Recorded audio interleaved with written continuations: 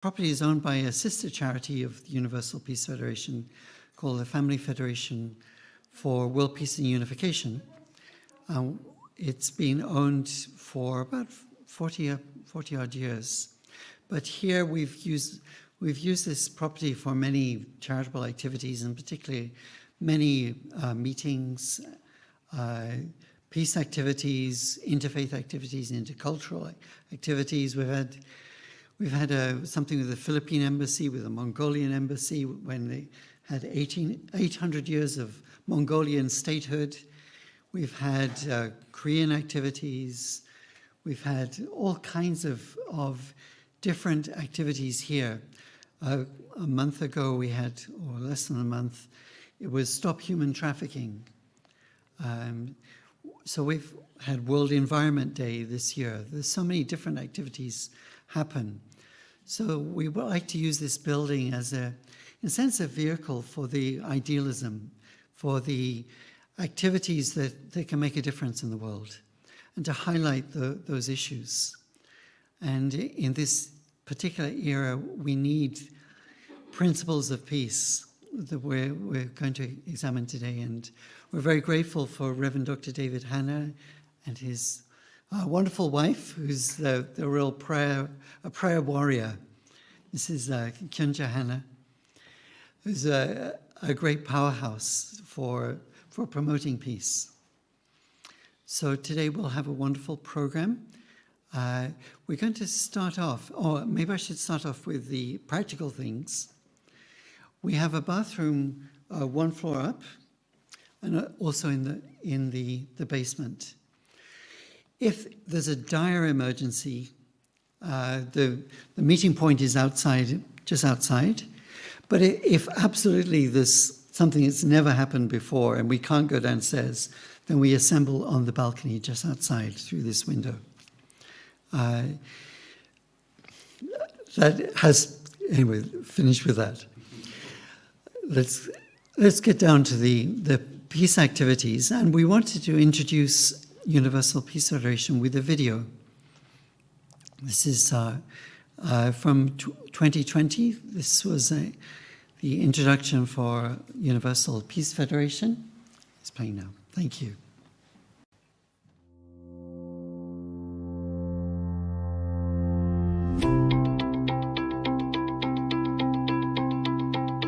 UPF had its inaugural assembly on September 12, 2005 at the Lincoln Center in New York City.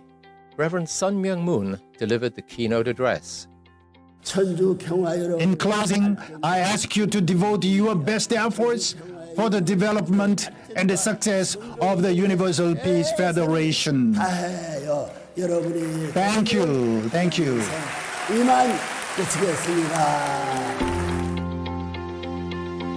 After UPF was founded, there was a series of world tours where the message of UPF was taken literally to every corner of the world.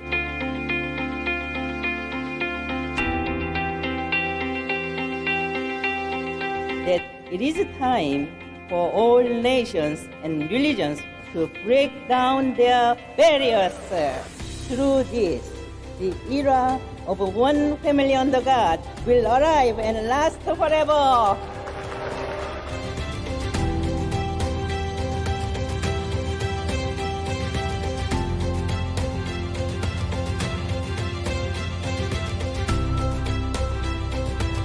UPF is God's cherished hope. The founders spoke repeatedly of an international peace highway connecting the world from Santiago, Chile to London, across the Bering Strait, what has come to be known as the Peace Road, and a vision for a renewed United Nations. UPF emerged on the foundation of decades of programs initiated by its founders and carried out in all parts of the world. Its growth and development over the past 15 years has been dramatic, if not miraculous, owing in large part to the work of tens of thousands of ambassadors for peace, peace activists, and volunteers who draw from all nationalities, religions, ethnicities, cultures, and traditions, bound together by a vision of peace, a vision of humanity as one global family under one God. The range of programs over the years has been both broad and expansive, from character education to strengthening the family, from conflict prevention to conflict resolution, from poverty reduction to environmental stewardship, from interfaith dialogue to youth service initiatives, from support of the United Nations to partnerships with the African Union and a wide range of international organizations and NGOs. UPF has a global, multinational, multi-faith network of more than 100,000 ambassadors for peace who support and contribute to the mission and works of UPF. UPF's highest award, the Leadership and Good Governance Award, has been given to distinguished leaders the world over.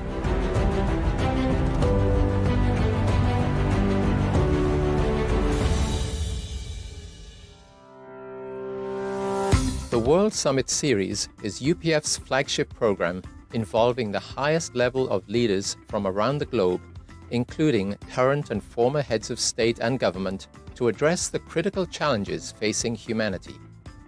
Very appropriate that we're here on the 100th anniversary of Reverend Moon's birth, because out of the devastation of World War II and the Korean War, he and his bride found the courage to dream that they could achieve something.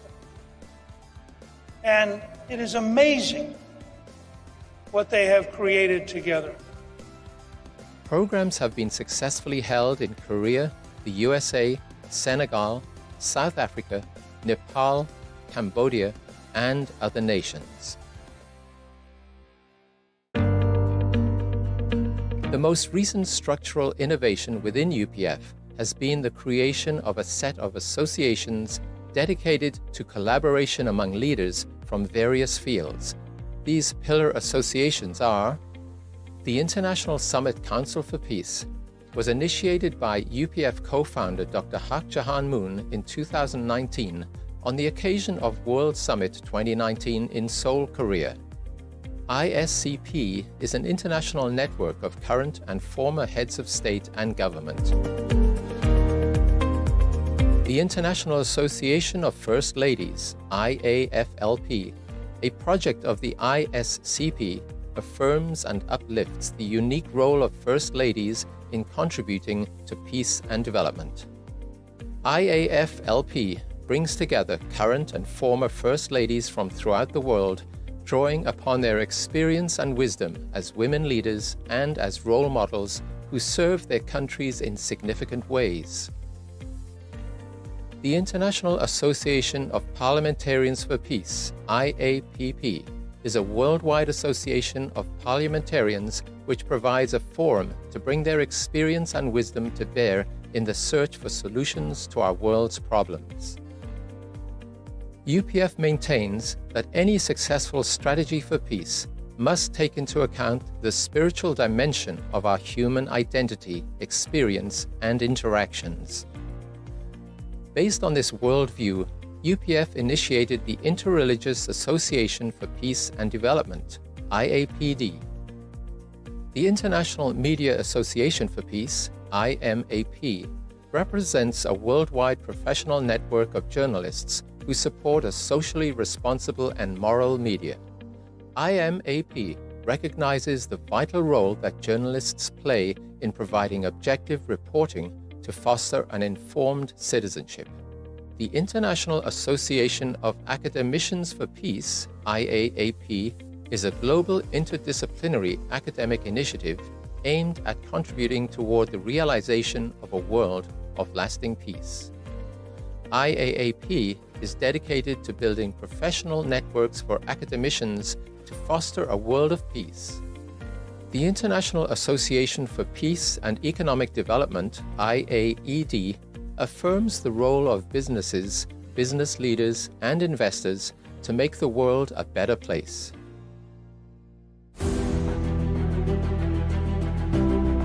In early 2020, UPF convened a rally of hope featuring dignitaries including Pastor Paula White, Cambodia Head of State His Excellency Hun Sen, President Macky Sall of Senegal, former Canadian Prime Minister Stephen Harper, former US Speaker of the House Newt Gingrich, former UN Secretary General Ban Ki-moon, and many others.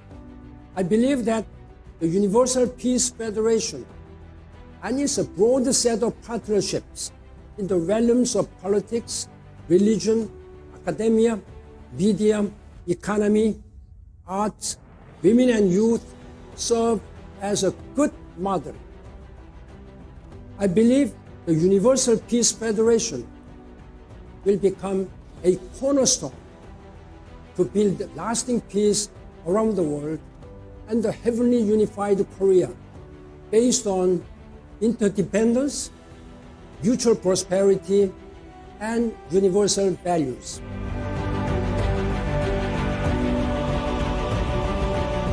Celebrating 15 years, UPF will continue to grow through service, dialogue, and collaboration, guided by its spiritual and moral vision of one family under God.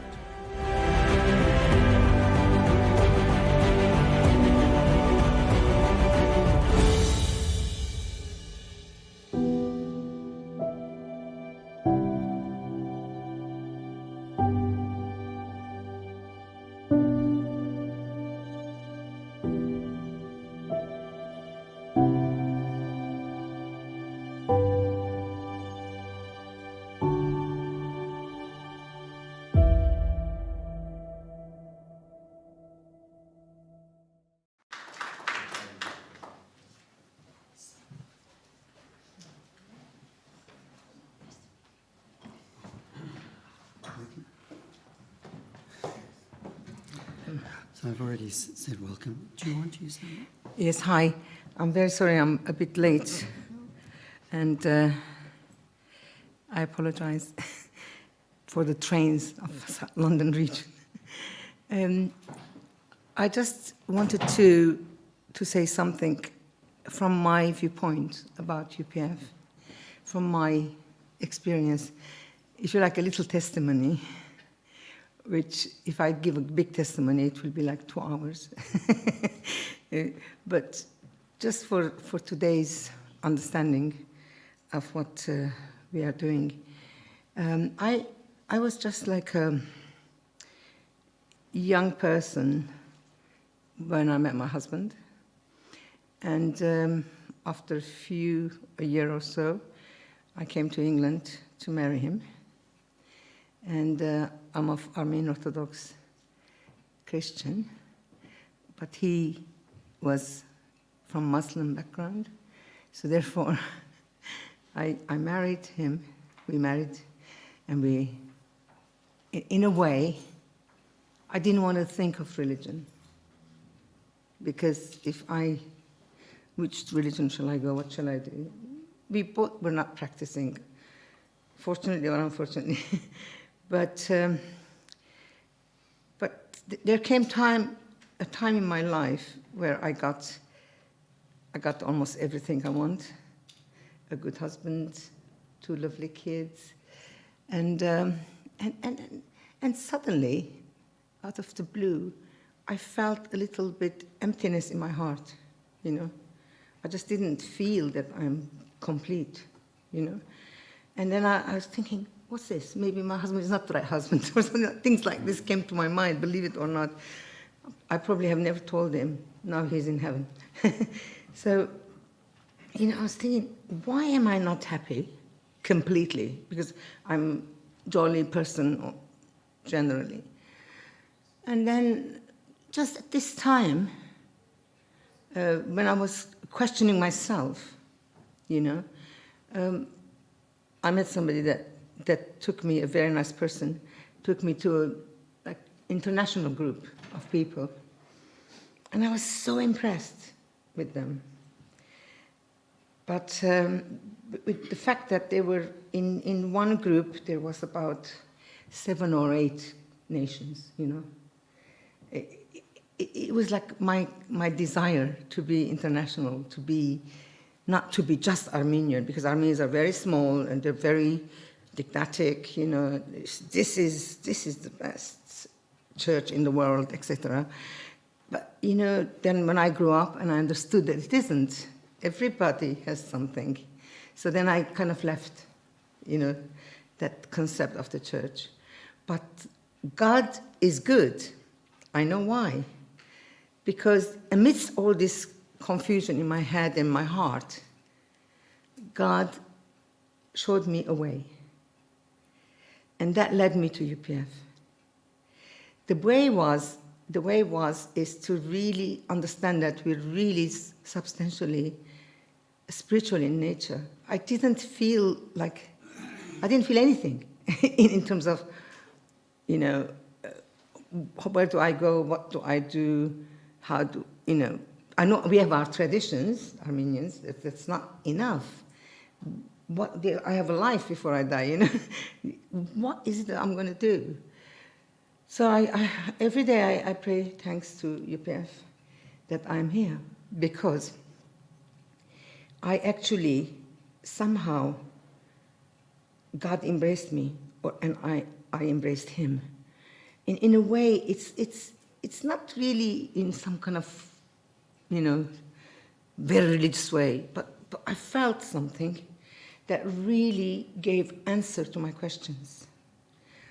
And then when I found the amazing diversity of UPF, amazing, and I thought, that's exactly what I want. You know, I really want to be of the world, not of one little country or one little religion or one little faith. Faith is important, very important. But it doesn't have to be this one or that one or the other one.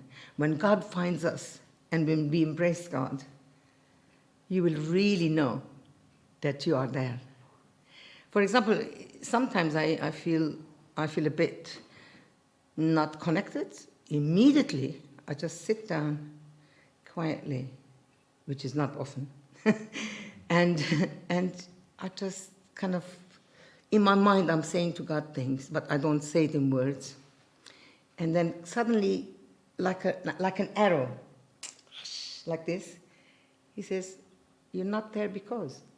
You know, it's amazing situation. People do it in yoga or meditation or things like that. I just do it, what I think is God is telling me what to do. But besides that, in UPF is amazingly exciting because there are so many venues, so many doors, so many levels that you could work to help people, to not only just help yourself and make yourself more knowledgeable and more understanding of other people, but also have daily a kind of a program. I say, am I done because I didn't do anything to somebody else today? That's how I think, you know. Almost invariably people call me, and on the phone I can say things, yeah, don't worry, this will go right, time will come, this kind of thing. But it is like a constant understanding of mine that UPF is a helper of the world. UPF is trying to bring peace. And our desire today is to really make that very clear to us, you know. And how do we do it? How do we get there, you know? It's very many things we can do. And the more people like you that want to understand what it is, the more helpers there are, the greater is the coming of the peace. Particularly in this crazy time, really. I cry many days when I see some people saying things on Zoom. My sister or my daughter or somebody sends things, and I look and I don't want to look. But, you know, that's like putting your head in the sand. But the people are really, really suffering. And it's up to us, people who understand the importance of peace. You cannot have peace if you don't have love and kindness. You cannot have it. You know, because when you see somebody, today I was taking a picture in the train. The train was late, to give to my colleague, you know, because I'd written things. And then a nice lady was there. I was just struggling because the train is moving. I cannot take a picture very well. And this lady came and helped me. And I said, "You're really godsend. Thank you so much." I said, "Oh, it's nothing. Nobody thanks me for things like this." And that's what I mean. And then we started talking a little bit, and she felt, loved, and I felt very much this thing that she did for me. And what I'm trying to say is, why I don't like virtual things is because you have to see face to face. We are people, and people can give to people and take from them, and even think together and find out what we can do to better the coming of peace, love, and kindness. Thank you.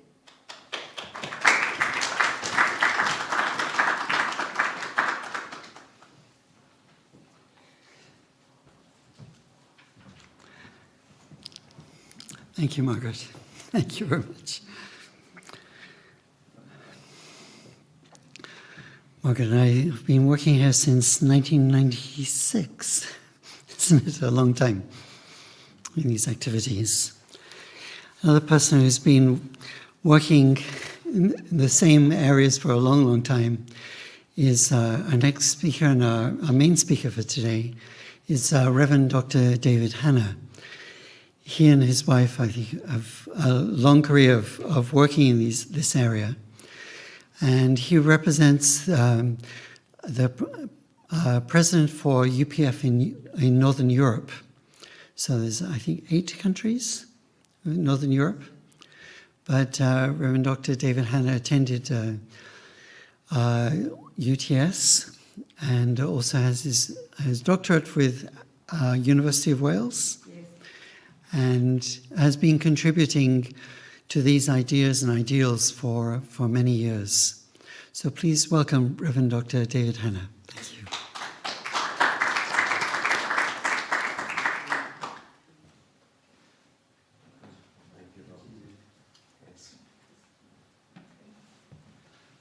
Thank you very much. Good morning, everybody.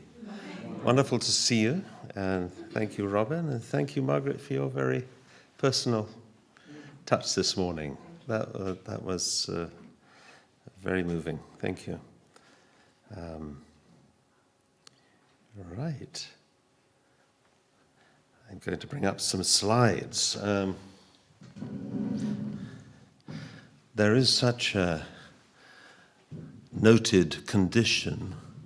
I don't know if you've come across it. They call it death by PowerPoint. So I hope I'm not going to inflict that on you too much today, but it is the most convenient way to convey certain ideas. If, when it's all over today, you were interested enough to want these slides, you're welcome to have them. I'd happily share them with you. Costa, nice to see you here. Sorry, I didn't notice you there. Oh, sorry. Wonderful. So that's certainly available. They're a kind of work in progress, I would say, and largely coming out of these seminars and the discussions and the points that are raised. And so do feel that you are contributors as well when we have some chance to discuss together. If you want to write anything in reflection and pose some questions, you're welcome to do that. We're on this journey together. So my first session, which I'm entitling here, Universal Values as a Foundation for World Peace. And I think Margaret's was a useful introduction to that, because obviously an interreligious approach is something that we're very much championing. And this is a non-confessional organization, right? So you don't have to agree to any set of beliefs to be part of it or work with UPF. We have people from all different religious backgrounds and conscientious people of no particular faith working together. But that's our strength, actually, is that we can do that. And there's a platform for people who maybe don't normally, because they're working, say, in the political area, but they can express their personal faith and conviction, and they can bring that into the mix, and that's also it's strange to say it's pioneering, but it is really. It doesn't happen in many other circles. I like to start with a little bit of a dreamy picture here. Maybe you've seen this before. Of course, it's the view of our planet, but for most of our history, humankind did not see such a view or such a picture, not until we ventured into space and looked back and took this particular picture. We saw how beautiful is this blue planet floating in a vast universe. I've got a slightly amended version here, which I also like to show. This is produced as a graphic by NASA, and you may be wondering, if you haven't seen it before, what is that blue kind of pearl or ball which is there, just left of center, right? Well, it's quite USA-centric, but what is the big ball that has landed on America? Well, that's representing all the surface water, the oceans, the seas, the rivers, everything that's on the surface of the planet. If it were rolled into one ball, that's how big it would be. And I didn't believe that at first. I thought, that can't be right. It must be more than that. But no, actually, even though we think oceans are very deep, to us they are, but in terms of the diameter of the globe, they're not particularly deep. These undulations on the surface, including mountain ranges, are quite subtle and quite shallow. So the Earth is very smooth in that respect. I also have a little kind of request or caveat here to say, please understand in my talk certain things, especially because I'm doing quite a condensed effort here to put a lot into a short space of time. But this first talk especially, but maybe generally, it describes an original ideal. So you may start feeling that, well, my life isn't like that, or the reality of life certainly can differ, right? So that's a little warning on the box, if you're with me. But there's very good reason why we're giving an exposition of the ideal, because that is something to aim for, to know how things should be working. So that is quite deliberate in that respect. Also, I freely refer to God and religious concepts. I'm going to do that. Of course, it's my background, but I'm also describing the founders' view and understanding. So although a non-confessional organization, this seminar is designed for those who know UPF to go a little bit deeper and to understand the founder's own perspective and his unique insights, which inform a lot of the activities and the reason why we're doing what we're doing. And that's itself, I think, is quite interesting and a major contribution to the field today. So it's to explain that. And I'm also not intending to make any judgment on anyone who chooses to believe or behave differently to the things I'm expressing and the way that I'm expressing them. Are you with me? So really, we are all embracing organization, but we're focusing today specifically on the insights and the lifelong teaching of this couple. This is Father Moon, Sun Myung Moon, born in Korea in 1920, and his wife, Hak Jahan Moon, who is quite a few years his younger and still carrying on the work. And when I'm with her, I always feel it's like the couple is still there. They're still doing and making very similar decisions. She's perhaps a little more methodical and a little more exact and insightful sometimes in a way, which is interesting to see the kind of differences as well as the similarities. So I'll start with some words which express this interreligious approach from Father Moon. And this was given at an event he convened in 1985 called the Assembly of the World's Religions. So there were representatives from all the world's religions there for around 5 to 7 days, I think, and they were sharing together. He said, religions should be concerned with God's will for salvation more than with the salvation of the individual or the welfare of their own denomination or faith. As far as I know, God is not sectarian. He is not obsessed with minor details of doctrine. We should quickly liberate ourselves from theological conflict, which results from blind attachment to doctrines and rituals, and instead focus on living communication with God. In God's parental heart and his great love, there's no discrimination based on color or nationality. There are no barriers between countries or cultural traditions, between East and West or North and South. Through interreligious dialogue and harmony, we should realize one ideal world of peace. Amen. You can say amen or amen or whatever you like to that, right? This is very much his philosophy of life and his approach.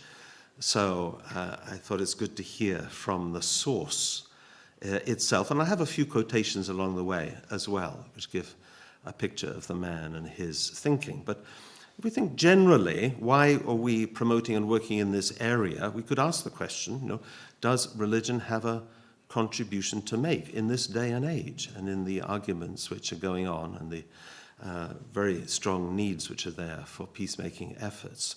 Well, certainly it has some major positive things going for it. This is my analysis, really.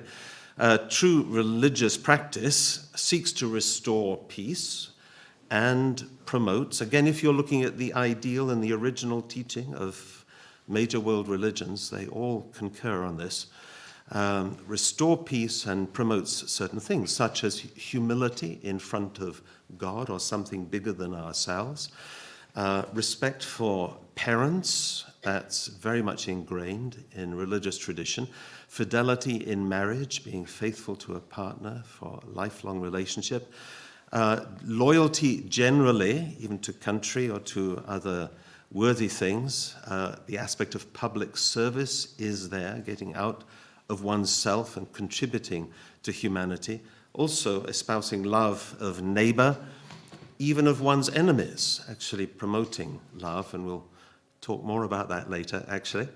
It also encourages personal discipline and a willingness to make sacrifices, I would say. So that's in people's thinking and approach, and this becomes very important for peacemaking. Also, talks a lot about controlling physical desires and the problems associated with self-centered desire. So how to overcome these, how to live in a more unselfish way, we could say, how to exercise restraint and patience in many situations, and we all need that from time to time, right?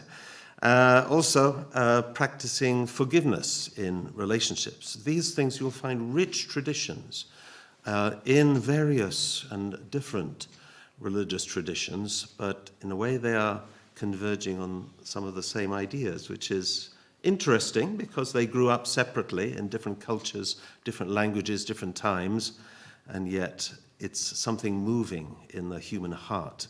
It's a kind of intuitive response to something greater.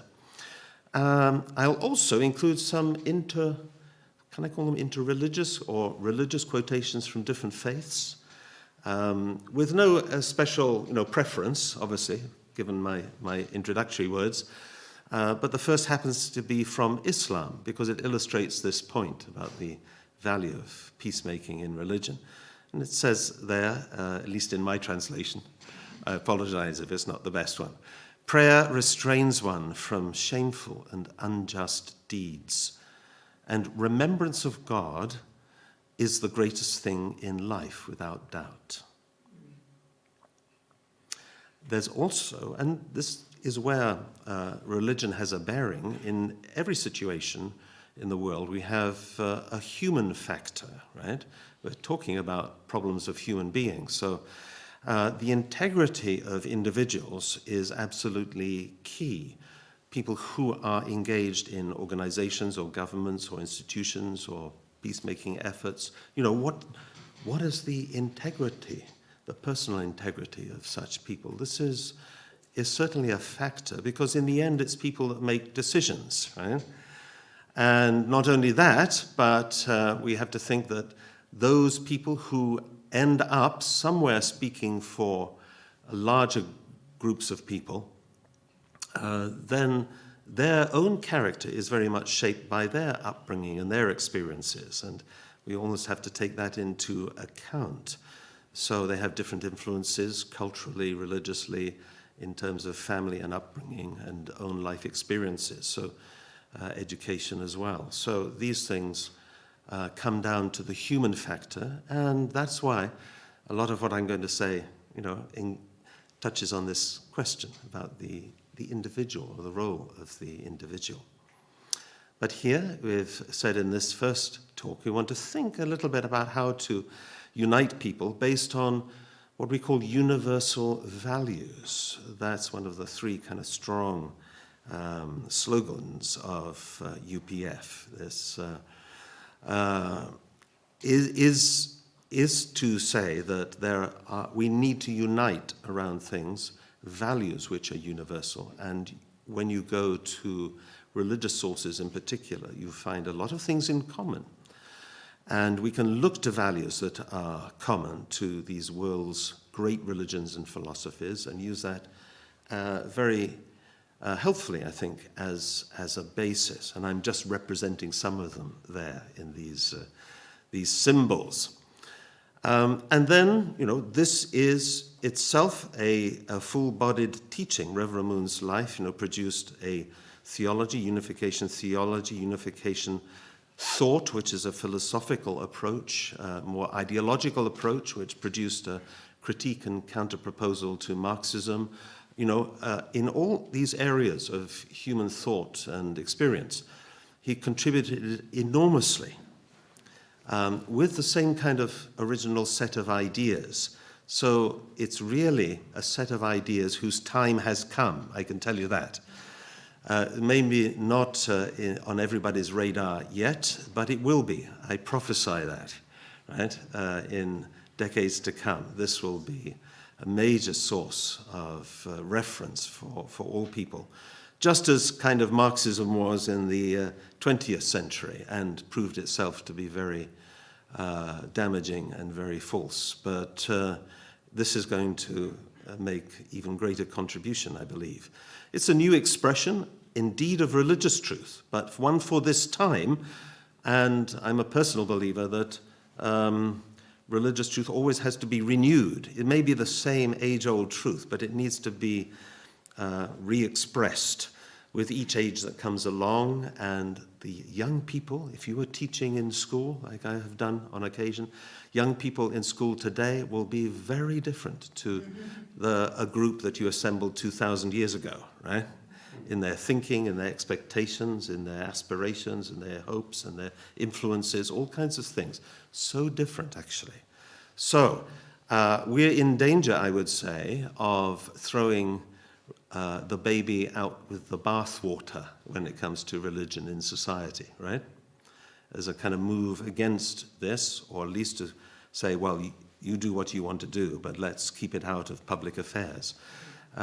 We would say, I think, a little differently, probably. We need to have a very natural kind of recourse to something which is valuable for all people. This expression of truth, which we can call the divine principle or unification principle, or principles of peace also, opens the way for a harmonized view of religion and science, absolutely. It also identifies universal values that are present in the major world faiths, and so it's very open from first principles, this teaching, to other religious traditions, which is significant, is one of its strengths. And it reveals God in a new light as a God of, we say God of heart. I'll explain that a little bit later. God of heart, and identifies clearly the importance of human responsibility. Not only that, it provides understanding, I think, for tackling real problems. So it's bringing this discussion right back into the center of human society and the things that we are all engaged in one way or another. It brings you here today, right? So this is a new expression of religious truth for this age, and it combines aspects of revelation that Father Moon received through his also communication with people in the spiritual world, great saints and sages, and reason, because he was a person of great wisdom and intellect, and combined that amazingly to good effect. He spoke very little about his own personal spiritual experiences, which is interesting in itself, I think, because he didn't want that to be the draw, the thing that would pull people towards himself. Rather, he wants people to focus on making this world a better place. So don't get caught up in too many, spiritual kind of ideas, right? So even though that was informing him through his whole life. So why don't I delve right in and talk about his own conception or understanding, a little bit about it, about the nature of God. Is that okay? Can I do that? Before that, I'm going to have a swig of water. So cheers, everybody. Excuse me, I'm going to wet the whistle, as they say, right? So, well, I may be taking it too far to have something like a diagram of God. That would be very pretentious, wouldn't it? But I'm going to try anyway. God, we can say, in this discussion, is the first cause, the creator, the origin. And in unificationism or unification principles, then God is the origin of the internal character of everything, and everything has an internal character, right? Not only that, but it's the origin of the external form of everything, and human beings have an external form. So do so many of the things that occupy this universe have an external form. Where does it come from? From this one origin. So spiritual and physical come from the same source. That's not always considered a valid statement in philosophy, right? But this is, I'm explaining Father Moon's philosophy here, right? It helps to solve a lot of problems, age-old questions, actually. If you take this line, that everything has its origin from God, it's not like spirit is good and body is bad. No, both have their origin. They just have to work together correctly in the right order of priorities. So that's so necessary. But not only that, God is, in this definition, the origin of the masculine nature of everything and also the feminine nature of everything. Kind of equally, they're complementary characteristics which are both present in God and therefore in everything. And therefore we need to get back to, I think, a much more fundamental understanding of this very beautiful complementary balance between male and female or masculine and feminine, and understand that more deeply. It's getting a bit obscured in current public discussions, I find. I don't know if you do.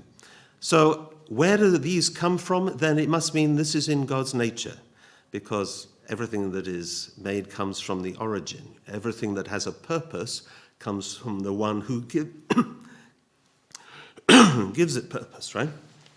So therefore, God is a being of internal character and external form. That needs a little explanation, so don't jerk at that one, because it's unusual to associate anything external with God. And also plus and minus, or masculine and feminine. I'm just symbolizing those aspects there. So with that understanding, we can say then the nature of God is having an internal character, yes, which is reflected in the internal character of us as human beings. So intellect, emotion, will, also concepts and laws which are there throughout the universe. They're there and they're consistent, so they come from somewhere. And that's also from this origin. And then there's this idea of external form, which in unificationism, this is like original energy or prime energy, or energy before it becomes energy as we know it. It turns into energy, and therefore is something which can also, be synonymous with matter, interchangeable with matter. So that is why the stuff of this universe also comes from this same origin. But that's not all. It's not a complete kind of picture. It's saying there's something which is at the very center of this being called God. And Father Moon calls it heart, or a translation of the Korean 심정, which is, people tell me, untranslatable, which doesn't help, does it? But you have to understand it's more than the word when we use it. So what is this aspect of heart, which is at the very center of the Creator God, and also of human beings, because we're in that image, right? We have heart in our very center. Heart is the impulse to experience joy through giving and receiving love. I let that sink in a little bit. Right?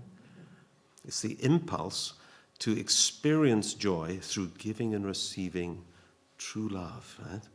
Right? So it's something deeper than love itself that gives rise to love. Because love has to take place always in a relationship, right? You can't just say, I love. It doesn't make any sense. You have to love someone or something. So this is the impulse to kind of get a response of joy from that action and from being engaged in that kind of relationship. It's the source of motivation for creating. This is why artists want to create something substantial, not just keep the project in their mind, right? Because if it's just in the mind, it's not satisfying. You want to have it there so you can see yourself reflected and even developed in that, and it expresses something of your nature. Of course, artistic creations are not perfect, but it's the same impulse. And it's the source of meaning also. It's the core of human nature. And God as a God of heart, therefore, is, we can say, a being with a parental heart that shows true mother's love and true father's love, is a father and mother being, or is a being of harmonized masculinity and femininity. But when we're talking about love, there's no greater example for human beings than parental love when it's expressed properly, right? And it's the deepest, most unconditional and perfect love. So that's just, we have to use certain analogies to be able to describe something as indescribable, right? Or as impossible to describe as God. So that's what I'm trying to do today. So this is saying also that God himself needs a relationship in order to realize the ideal of love and to experience that joy through having an object of one's love. So it's the reason for creating, it's the reason for us being here. It means that, traditionally, in the Christian tradition, for example, people have always said, well, human beings need God, but it's not that God needs human beings. God is beyond that. But this is saying no, actually. Actually, God needs human beings to be, in his image and behave well, right, and live good lives. And we also need God in our life and be able to relate to that. So both are necessary. And God as a parent then suffers as the children suffer. So while we have a world where there's a lot of suffering and people are going through this continuously, God is also suffering with that. Now that's also quite a new idea, not universally held, but this was Father Moon's experience when he encountered God in his early life. He just was drawn to weep continuously because of the experience and the things that he was receiving and feeling and learning from his encounter with God. He saw that, yes, of course, God is a joyous, can, I'm sure, be very happy as well. But being a person of parental heart, or a being of parental heart, when the children are suffering, if you're a parent of children and you just have one child that's suffering, you can't think of anything else, right? It takes over your day and your whole mind. So God is suffering in that way. This is, like I say, quite a new concept, but it bears a lot of kind of meditation and reflection to understand that.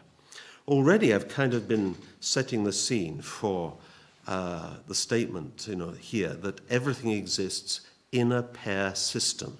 So when you look at everything in the created world, it exists in pairs. Nothing is created just individually. It's always either male or female, or internal character and external form.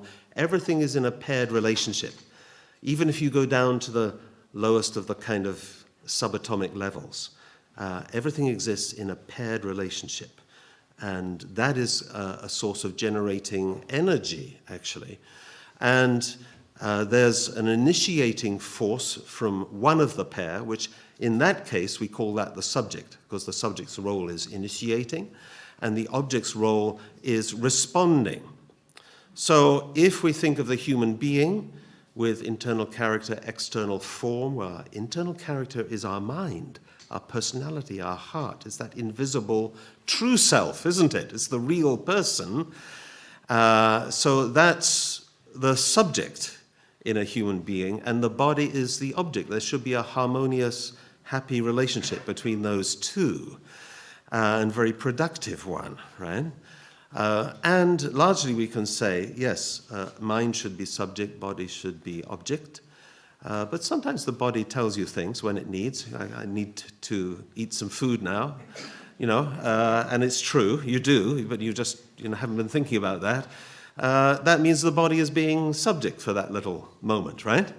And the mind should follow and arrange something, right?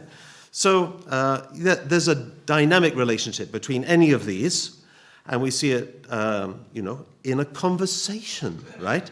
In a conversation, you have someone speaking and someone listening. So the speaker, this is a subject activity, is to speak. So we say that's the subject in this paired relationship, and listening is an object activity. It's as essential as speaking, right? As essential. But it's different. It's a different quality, and one goes with the other. Have you ever had a conversation, or maybe it's only me, where you've been talking with somebody for a little while, and then it kind of thought comes in your head, is this person really listening, to anything that I'm saying? You kind of wonder, because very often you'll notice that such a person, they say something, they let you speak, and then they say something continuing from just where they left off before, right? But actually a good conversation is going to be adapted and, shaped by what the other person says. You will take somebody's good idea and say, oh, that's interesting. I never thought of that before. So maybe it's more like this. It's engaging in some kind of productive, energy there, right? But sometimes it doesn't work that way. In a way, what you've got there are like two subjects. And any system doesn't work if you've got two subjects.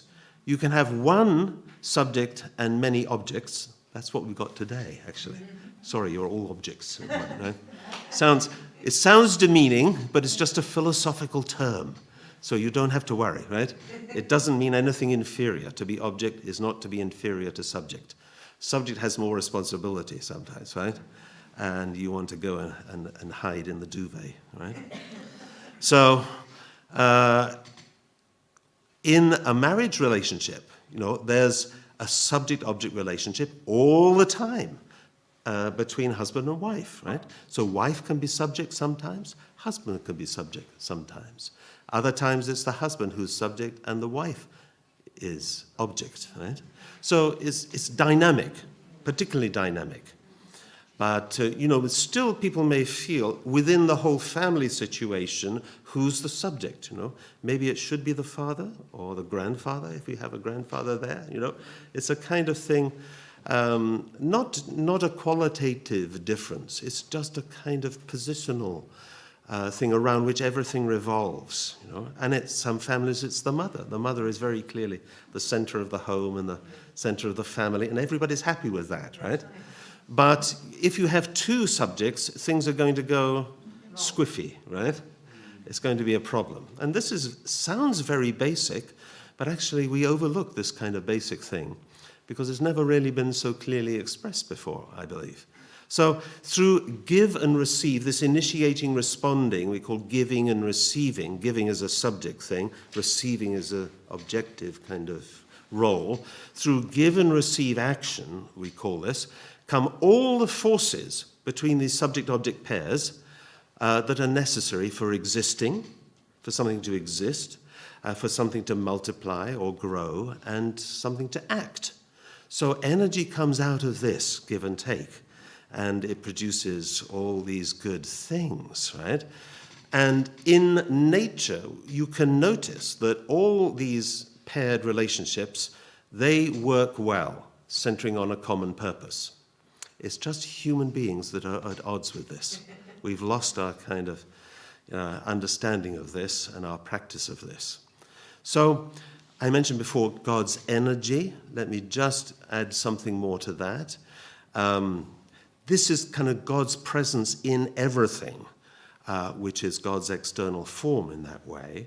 And this green arrow that I have there represents this universal prime energy or pre-energy, which is within God. When God creates, invests that energy into each subject-object pair, because although harmonized and unified in God in the kind of internal heart and idea stage, when things are actually manifested, they always occur in these paired relationships. So they are like a separate subject and object, but they have the same kind of life force within them, and that same universal prime energy, which is represented by the little green arrows, right? Those actually, they encourage, that force within the subject encourages it to find and relate to an object, and likewise it encourages the object to respond to and relate to a subject. So it brings them into unity or into oneness. And because they both share a kind of common origin and a common purpose between them from the origin, that means that when they relate together, they're working for a common purpose, and they're actually developing something which is striving to reach a higher level of development. So this energy within everything moves all these paired partnerships to form a common base for their ongoing mutual relationship. Is everybody with me? Right? It's quite unusual for a Saturday morning, isn't it? Well, I don't know what you'd normally be doing, right? Right, looking at the cooking program on the TV or something, right? No. Reading a very serious book, I'm sure. Something like that. So this process encourages unity, and it encourages it in order to create something greater. This is why people come together. This is why we're coming together today, right? We hope to make something greater and better out of this. So it's a natural drive, and when you're centering on a common purpose, something productive and good comes about, right?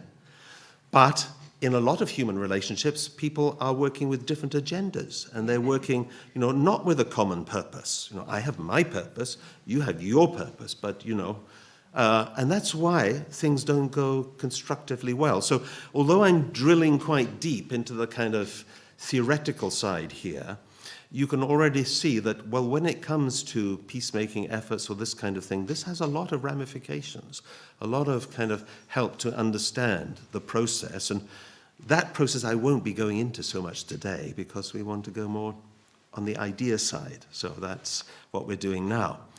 This actually makes a kind of foundation for God's eternal existence and presence in the world, the continuation of life. And you know as well as I that even now, science, despite its many advances, does not know what life is. Right? I hope there will be an explanation, but still cannot be explained. What is this thing called life that, as far as we know at the moment, it only exists on this planet? It may exist somewhere else, but we don't know that, right? So this life is extraordinary. And life wants to get more complex, doesn't it? In the biological sense, we want to develop, we want to create a good society, we want to have more children, and we want to, this is interesting kind of drive there behind life itself, and it's shown in the kind of desire to preserve life if you're ever in a risky situation. If you're standing on the front of a I was recently at the Grand Canyon in America, and so many people say to their loved ones, "Don't go too near the edge, don't go near the edge," right? And you're thinking yourself, "I don't want to go too near the edge," right? Because the prospect of losing your life is such a kind of powerful mental force that even if you know it's totally safe, you're still kind of nervous, right? You're nervous about going out on the 10-meter diving board, at least I am, right?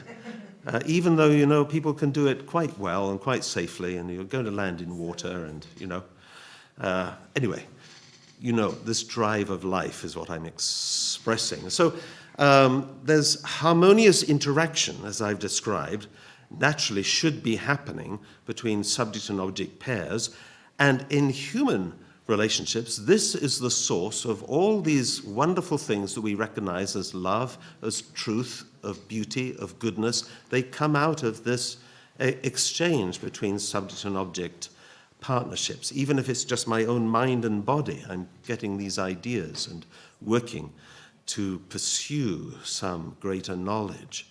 So we can say, because God is a God of heart under this definition, or has heart at the center, then is seeking to find in the created object, which is human beings, a relationship of love. So is giving love first, and the natural response to unconditional love when it's received is to want to return it back, right? Not to cling on to it for yourself or hide it from other people. Even you want to spread it. So the response to love in this philosophical term, actually we say, is beauty. So what's the response to God's love coming to me? Is it that I look physically beautiful? No, it's nothing to do with physical beauty. It's beauty in kind of spiritual terms. And that means, humility, honesty, trustworthiness, I would say, also faithfulness and loyalty, these kind of qualities. Interestingly, you'll find these qualities and the stories that promote them are the very stuff of the world's religious traditions, aren't they? How many of your traditions come, talking on these kind of concepts and showing examples and showing how, in the prophet or the holy person or the saint or this is exemplified, and this is what we should be doing. And children are taught that, and it's passed on through different generations, through these wonderful stories and understandings. So, yes, God also needs an object to love and to have the return of beauty, because that produces joy, as we said. There's joy in that relationship. And everything in the world exists in complementary pairs, whether it's human dancers, which get the most applause when it's the man and the woman dancing together usually, or it's in the animal kingdom, like the lions there, or it's in the plant, which has stamen and pistil within the one plant, but they're still distinct. They're kind of the male and female aspects, or there's the crash of thunder, the electricity, which is there, the spark, as plus and minus come together. It's all a world of complementary pairs. And we can put it together. We've already talked about mind and body in an individual. That needs to come together well. We say in this philosophy centering on God, but that's of course, has to be defined further. But you can also say, and especially somebody who's maybe not comfortable with that, and there may well be people like that in UPF programs. So it means centering on higher values or on some higher purpose. So if your mind and body have a good harmonious relationship centering on a higher purpose, then you're making yourself into a more worthy and truer person. You're actually developing your personality and character in a good way. Would you agree with me? Does that make sense? So mind and body unity is very important. This also gives rise to a person of integrity, which we introduced as a kind of wanted quality, right, in the beginning. So a person of mind, whose mind and body are properly united and working together well, is a person whose words, which are associated with mind, match their deeds, which are associated with the body. So words and deeds match each other, then we say that's a person of integrity. I can depend on that person. I can trust that person. I admire that person, even if I don't accept all their views, all their political stances on things, but still I say they're a person of integrity, and therefore I respect them for that reason. But a person whose deeds don't match their words, very soon you lose trust in that person, right? You lose an appreciation for that person, and you start to doubt everything that they say, actually. So growth in character is our first kind of foundation for lasting peace and happiness as an individual. We grow in character, we can mature in heart. It takes, all our growing up, right? We say a person's adult at 18 or 21. Still, you might not be mature in heart by that age. But we have the potential to do that. We're growing, we're learning. And most of learning is having the mind and body relate together well, right? And developing our thinking process, our reasoning process, our physical kind of accomplishments and abilities, all this kind of thing are being trained to have mind and body work together well as developing spiritual sensitivity so that I can myself become a dwelling place of God. I'm more in the image of God. This is very essential too, and often overlooked. So with mind, body well united, I should be able to give and receive true love myself. I should be a person who embodies that kind of love. And when I relate to people, they feel that from me. I'm concerned about them more than, or at least as much as I am about myself. And I'm very genuine, and my love is dependable and true, this kind of quality. And when people exhibit this, we note them. They become part of our canon of kind of people of integrity. And I've chosen three. I was, for a while, a religious education teacher for my sins in Woolwich in London, or Greenwich some of the time. And we were always asked to speak on such characters as here, or to teach children about these lives of Dr. Martin Luther King Jr., of Mother Teresa, of Mahatma Gandhi, of Nelson Mandela. And then strangely, the kind of pool dried up there. Nobody quite knew who else to talk about, right? Which is rather sad. Of course, we did major religions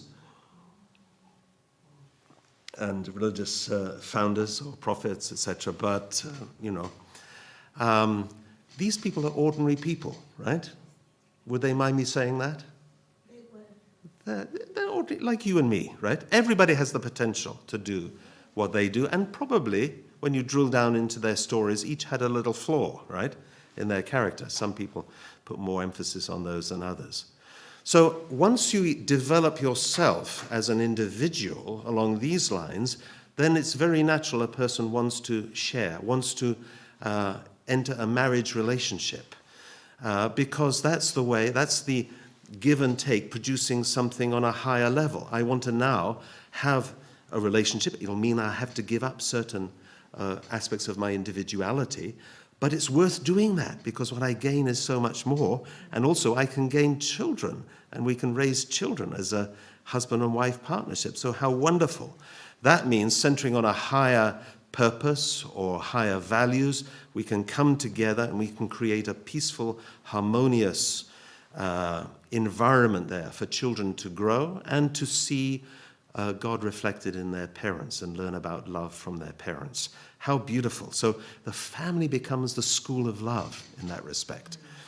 And we say it's a building block for any kind of future ideal society that we're trying to build. The family has to be the basic unit. And we are encouraging people to revisit and reevaluate marriage and family whilst, there's a roaring debate going on in society about all manner of things, right? Don't forget this one, right? Because this is not a social construct, although many people think it is. UPF and Unification Principle is saying, no, it's not a social construction, the family. It's something very original. It's something from the beginning. It's part of God's plan and expression of God's nature for humanity. So it could say it's the only God-given institution, actually, right? So that's our stance on that. From what I've been saying, you can conclude that any being is interdependent. We need others, always in a paired relationship, and we're created to exist through these reciprocal relationships. And I've touched on the topic of love already, right? Well, love is defined here. I'm using a definition from a American psychologist, Greg Bear, because I like the way he words it, but it's very central to masses of teaching from Father Moon on this topic. It's very similar. And he says genuine or true love, he calls it real love, true genuine love is unconditionally caring about the happiness of another person. I quite like that. At least it's doing well for me right now, right? This definition. Unconditionally caring about the happiness of another person. And where do we learn this kind of true love that we're talking about? Well, from our parents. They're our first teachers, right? It's a school of love that we call the family. And it's nurturing heart and character in children. It's a primary training ground for all their future relationships. So it's a very important, protected learning place for love itself.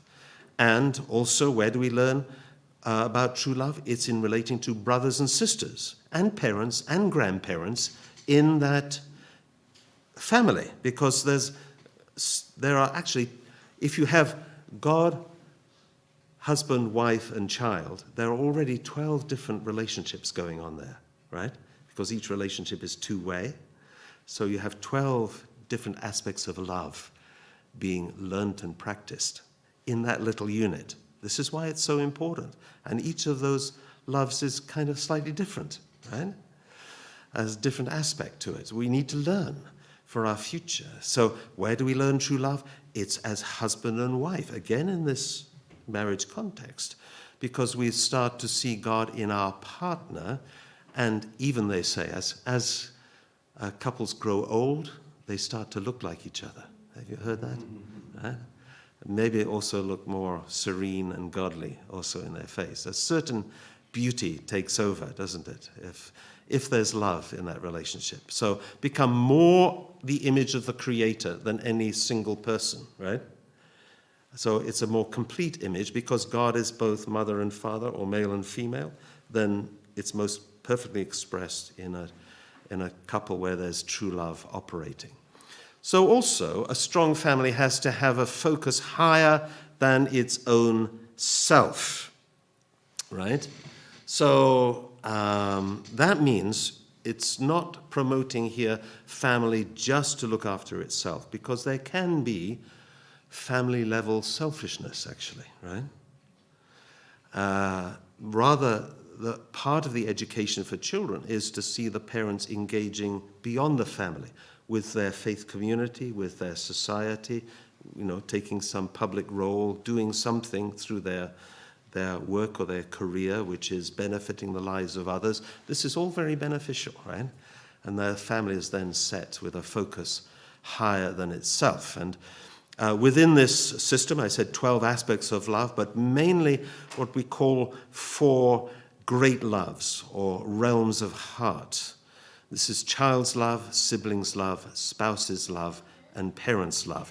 Here, then, is a quotation from the founder, as we approach the end of my first talk. It's saying, in the family there are 4 levels: grandfather and grandmother, father and mother, you and your spouse, and your sons and daughters. The world is the extension of these relationships.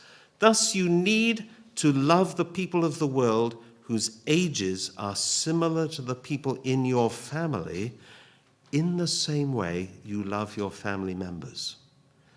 Wow. You'll find similar teaching in world's religious traditions as well. That means, if you're out in the world as a young person and you see any elderly person, think, that's my grandfather, that's my grandmother. Treat them as you would your own. Treat any other person as your brother or sister. This is the fundamental Christian message, but it's not one that's always practiced even then, right? So we have to understand this. This is such a key to treat each other as almost an extension of your own family. And this is a principle of living for others or for the sake of others. In the New Testament, in Christian tradition, it says, whoever seeks to gain his life will lose it, but whoever loses his life will preserve it. It's a paradoxical statement to get people to think. But it means if you're clinging on to your life in a selfish way, you're not going to end up with much of a life. But if you're willing to kind of make those sacrifices and live and offer for others, you'll find actually you get more life. Here in the Holy Quran, do not expect in giving any increase for yourself. It's really the same principle. Or of sacrifices, the sacrifice performed by those who desire no reward is the nature of goodness. And that's in the Hindu tradition. Or in the Sikh tradition. What is that love which is based on greed? When there is greed, the love is false. And the definition of false love I'll give you in the next presentation, right? So keep that in mind. And the third foundation for lasting peace and happiness is us relating well to the natural world, right? That's just a sign that I should stop speaking very soon, right? It's all timed, I think, right? Somebody arranging it, right? Not to worry. A foundation for lasting peace and happiness, universal peace, means ourselves in good relationship and harmony with the natural world. This is becoming more of an issue in recent years, but it's very essential. So again, centering on higher values or a higher purpose, we need to exercise true ownership or responsible stewardship and have a dominion through true love for the environment, caring for the environment, and providing material prosperity, actually, for all people. It's also harnessing science and technology to the good of all humankind and benefiting all human beings in that way. So this is, our third kind of great foundation for peace. Let me just think here. If we want to do good in the world, and I'm sure we all do, right? The principle here is saying three things then have to line up.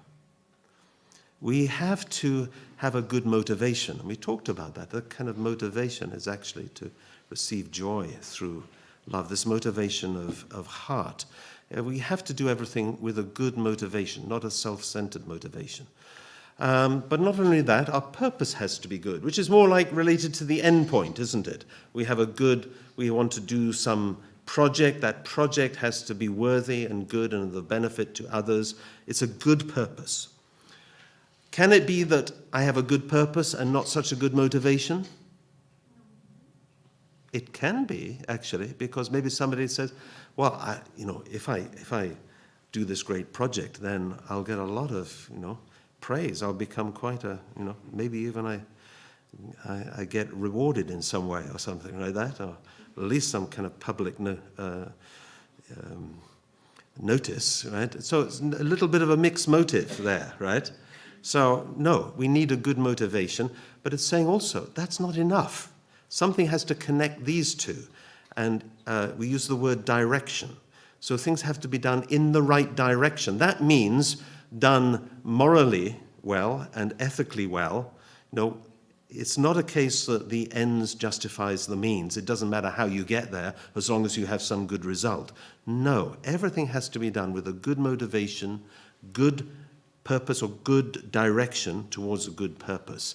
And then, actually, we're very free within this system to pursue all manner of truth, beauty, and goodness, right? Through the good interactions that we have. So when we put these together, we have 3 foundations for peace. These also have an equivalence, or maybe common or recognized by some of you, especially those religions of the book, right? Which means especially Judaism, Christianity, and Islam. Because in the beginning of the Torah there, in Genesis 1:28, it has God giving 3 great blessings to humanity: to be fruitful and multiply and have dominion over the earth. It's a simple statement, isn't it? Right? But what we've been doing over the past 20 or 30 minutes is unpacking those, actually, to say, what does it really mean? Well, you can look at it this way. This individual piece is actually to be fruitful as a person, to come to spiritual maturity as an individual and a person who embodies love and can express that to others. And likewise, we can multiply is a stark word, isn't it? Multiply. But I mean, how do we multiply? Right? It's through this wonderful God-given system of family with the training ground of love, and then having dominion is a dominion of love to set us in the environment and ensure that that environment is preserved for future generations as well, right? So we see that this is, and I mentioned in the beginning, it's almost nothing in religion is new, right? It's age-old, because truth is as old as the universe, right? Or before. But it needs a new expression, right? To bring us back to the kind of importance of these things. So if you just said to a young person today, be fruitful and multiply and have dominion over the earth, they might not respond, or might respond in an odd way. What do you mean? But this is what we mean, right? So thank you very much, everybody. God bless you, and thank you for listening.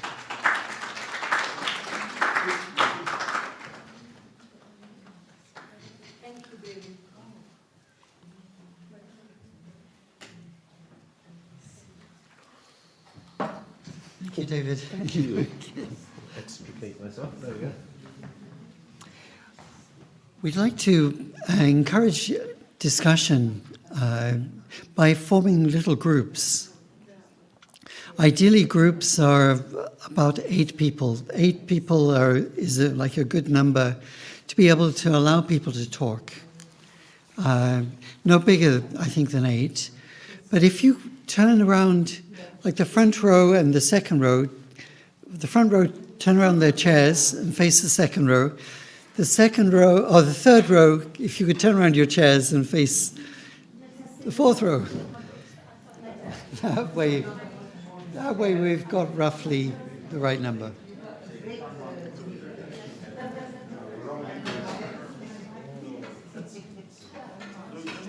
And the idea is just to talk about what inspired you, what you thought about the elements of the presentation this morning. What inspired you, what you didn't understand, what you didn't agree with.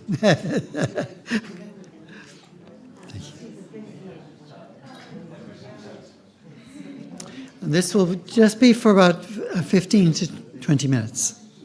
15, yeah.